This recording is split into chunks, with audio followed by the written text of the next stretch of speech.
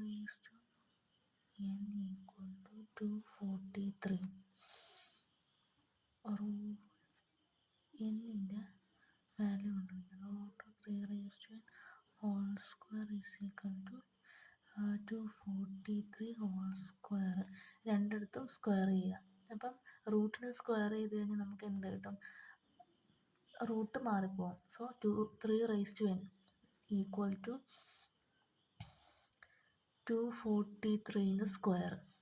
243 square നമുക്കതെങ്ങനെ factorise ചെയ്യാം? 3ൻ്റെ പവറിൽ എങ്ങനെ എഴുതാൻ നോക്കണം. അത് നമുക്ക് എഴുതാൻ വേണ്ടിയിട്ട് ആദ്യം ഫാക്ടറൈസ് ചെയ്യണം. 243/3 കൊണ്ട് 8 3s are 24, 1 3s are 3.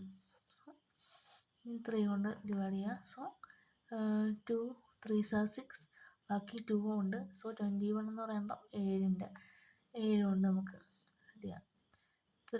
പിന്നെ 3 കൊണ്ട് ചെയ്ത് കഴിഞ്ഞാൽ 9 3s are 27. വീണ്ടും നമുക്ക് 3 കൊണ്ട് ചെയ്യാം. 3 3s are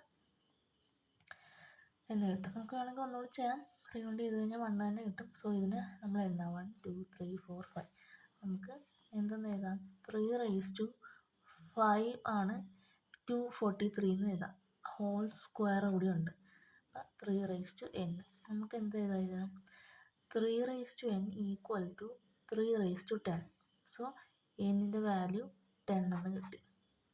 ഇങ്ങനെയാണ് ഈ പ്രോബ്ലം സോൾവ് ചെയ്യുക.